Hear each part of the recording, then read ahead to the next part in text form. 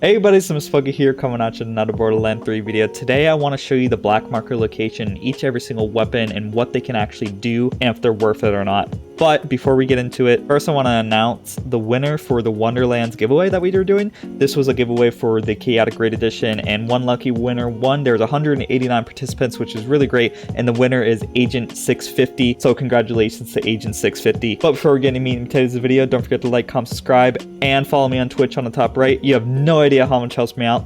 And let's get into it. Legendary? Whoa! No way, dude!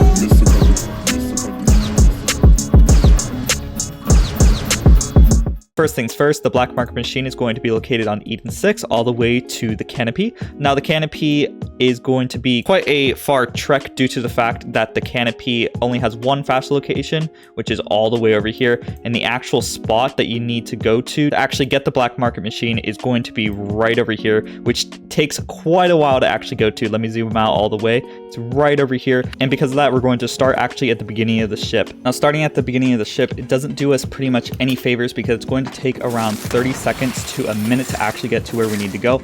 But if you guys remember, pretty much where you want to go is exactly the same path that you had to go when you were doing the story. So like all the way, the same path you take to get to Genevieve's pretty much. But it will take you a while, so to kind of lenient that part, I'm going to be using a snowdrift, which will then allow us to move a little bit quicker. And the location it still takes a kind of a bit to actually get to. You want to make sure you go past the waterfall that spawns a bunch of grogs. You want to just keep going forward. Once you hit these vending machines, you're pretty much at the home stretch. You just need to go for just a few more seconds here, and you'll eventually see the black marker machine right here in the little corner. Very hard to find, honestly, where all these ratchets spawn. But it's going to be, I'm going to zoom out one more time, right here. And let's actually see what's in the weapon machine. So there's going to be the Kyoson. This Kyoson is very, very good. Kyosons do wonders on most characters, especially if you're playing Moze, because these bullets deal splash damage and such. Now, the Storm is also a pretty decent sniper rifle. It does splash damage as well, which means it's going to deal lots of damage as well. There's going to be a Firestorm, which once again deals splash damage. Lots of splash damage stuff. Both these two snipers are really fun to play with. They're really good at mobbing, but once you get to bossing, they're not quite as good. But the Kyoson can do it all. And finally, we get to the Dictator, which is the weakest thing in the entire vending machine. Dictator is a very bad gun. The bullet spread is pretty bad. I'll show in a few moments. But if you're planning on getting any of the weapons, definitely get the Firestorm and the Storm. Just play around with because they're really fun to play with. But the Kyoson will allow you to deal lots of damage if you're interested in lots of damage. Now let's head over to Sanctuary so we can actually test the weapons and see what they can actually do. And I didn't explain it very well, but when we were looking at the vending machine, you notice that there's a total of 4 different weapons. That's because the Storm and the Firestorm are variants of each other. So technically, they're the same weapon. They can just spawn in different elements, which changes the name, but really it's just 3 weapons in total: Storm, Dictator, and the Kyoson. First weapon we're going to be talking about is going to be the Firestorm. Now the Firestorm is actually a pretty decent sniper rifle. It does pretty high damage, especially if you're Moze, because of the fact that it deals splash damage, and the radius that explodes is pretty decent. I don't know if I would really recommend it on most characters because I don't feel like the damage is amazing, but if you're playing Moze, you can get easily around 55 million pretty easily. We can kill Grave Ward pretty quickly with this weapon as well. This weapon can only spawn in Fire Elemental, and it can spawn with Splash Anointment, which is very, very useful. Now the max damage on this gun is going to be 84k, which is very nice, and pretty much when you have it in your hands, you're going to notice it charges up because it's a Malon weapon, and every single time it launches a bullet over to the enemy, it's going to spawn these orbs, which then launch themselves back to the ground. Now the bad thing about this is, as you can see, is that the orbs most of the time won't actually hit Handsome Jack. Like sometimes it hit him right there, so the radius of the orbs is a little bit too low, or maybe they spawn a little bit too far away from the actual target that you're going for. But if you have general mobbing, you just want to hit an enemy that's around the area, it's very nice to do that. It's honestly really, really cool. It's very fun aesthetic-wise. Makes me think kind of like a spell, which makes me very excited for Wonderlands, but it's definitely nothing too amazing, and there's definitely better weapons out there, but it does deal some pretty decent damage, as you saw right there. And the orbs that spawn also deal splash damage, which is really, really nice if you're playing Moze. Next things next, let's talk about the Dictator. Now, the Dictator is not a very exciting gun, so there's not much to go over with this particular weapon. It can spawn in every single element, including non-kinetic. It has regular anointments. It doesn't deal any splash damage or anything, and the max damage that you can get get is going to be 50k for most elements. If you're doing radiation, it's around 48k. If it's cryo, it's 53k. It can spawn with 3 or 6 projectiles, which is nice. And when you fire, you'll notice the problem right away is that the bullets spray all over the place, which means that you can't actually hit the target you're looking at, even if you're aiming down the sights. I mean, well, you could potentially if you're close enough, but that's the unfortunate part about this weapon, is that it doesn't really help at all that it sprays all over the place. If you were in theory to look kind of away from the enemy, you could get some crits like that. But the only other redeeming factor about this weapon is, despite it having tons of projectiles, when you go into biped mode, it's going to spawn double those projectiles, which is very nice. But the weapon damage isn't really too great. You would think, because of the fact that it shoots so weirdly, you would think that would deal tons of damage because it's rewarding you on how hard it is to actually hit an enemy. But the damage isn't really there, which is a bit unfortunate. If you want a weapon anything close to this, you pretty much just want to get a Monarch. It's a lot better. I wouldn't really recommend picking up this weapon. Next, let's talk about the regular Storm. Now, the regular Storm is a shock-only sniper rifle. It's the rarer variant of the Firestorm. Most Storms are going to be Firestorms, while the Storm is going to be a 33% chance of getting. So most Storms you're going to find are going to be Fire. So for those collectors out there, you definitely want to pick up a regular Storm because it's more rare. It can only spawn in the element shock. It does deal splash damage from the actual bullets themselves.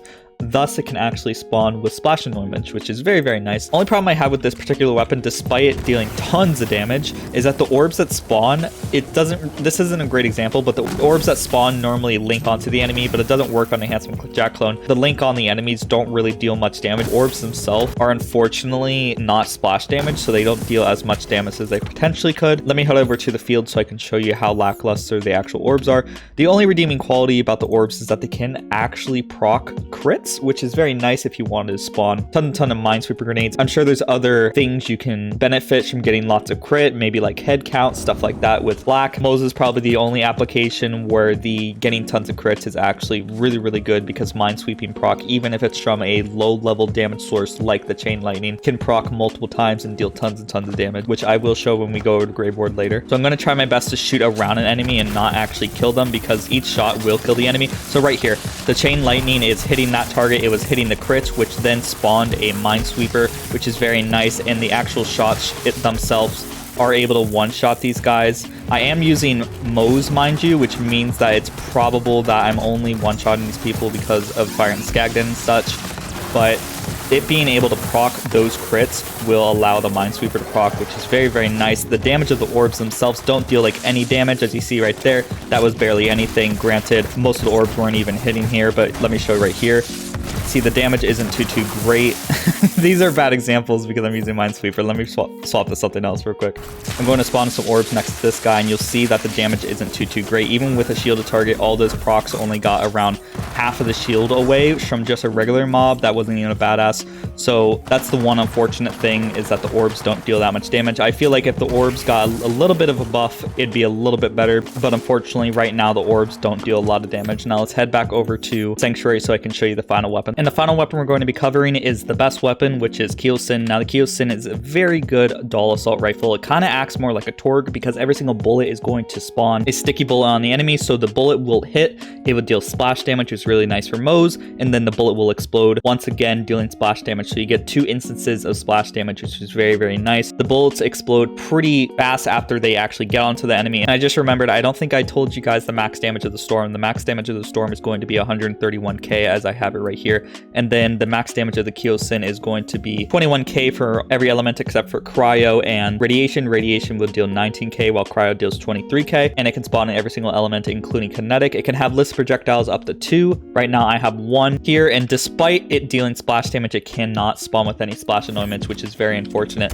But the damage themselves is actually really good. As you see right here, you saw that one shot was able to deal 3 million. Right now those shots are dealing near 1 million, and then after they explode, they deal similar damage from the original shot, which essentially just means that every single shot, whether it be 1 million or 3 million, it doubles that amount in total, because it's going to hit again for around the same damage amount. So if it were to hit the head, it's going to deal 2 million and 2 million again. This is very good for builds that you want to crit a lot, because every single crit on the enemy is going to crit twice, due to the fact that it latches onto the crit spot if you hit the crit spot, and then it crits again, which is very nice, especially for minesweeper.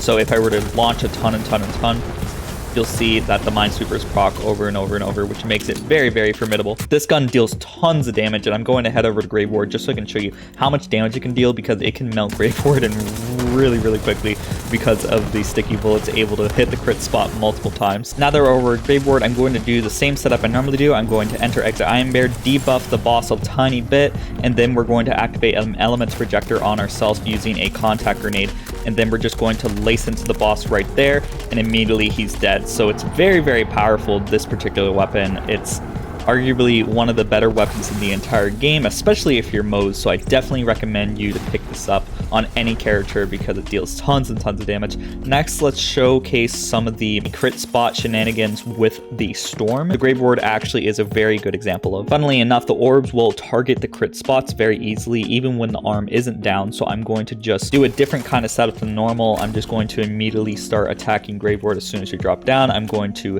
enter exit Iron Bear, preemptively start exiting, and then I'm going to try my best to activate element projectors on ourselves, but we don't have much time. I'm just going to launch all the bullets here, and then you'll see that the shock is critting multiple times over and over and over, which then in turn spawns lots of Minesweepers. The unfortunate thing about that is that the orbs themselves don't deal tons of damage, so the Minesweeper grenades aren't dealing as much damage as they possibly could.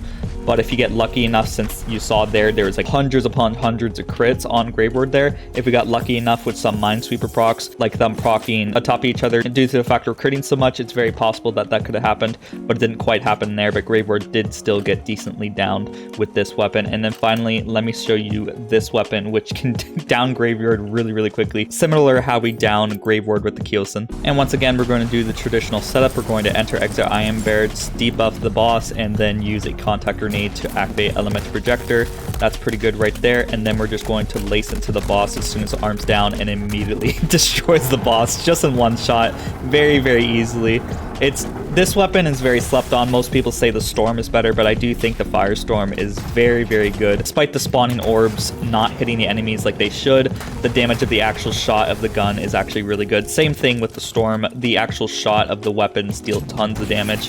It's just the orbs that are spawned from both things are a little lackluster, I'll say that. Definitely make sure to grab a Kyoson before the week ends and grab yourself a Storm and Firestorm due to the fact of how fun they are to just play around with. And as always, big shout out to the people who make this possible: 31bar70, Clairvoyant, Jace Noodles, and Galaxies. These are the members on the channel that help support me and eventually will help me become full-time. If you guys are interested in supporting me as little as $5 a month, click on the top right or in the comment description to become a member so I can eventually become full-time and thus make more videos for you guys. And as always, don't forget to like, comment, subscribe, and I hope y'all have a great day. Bye-bye. And the last shall be first to immerse in a pass out heat, facing him up with a moxie melt till he woke up drowning in tchotchke hell. War in a cave with a torch on a wall, then a window arrangement of porcelain dolls.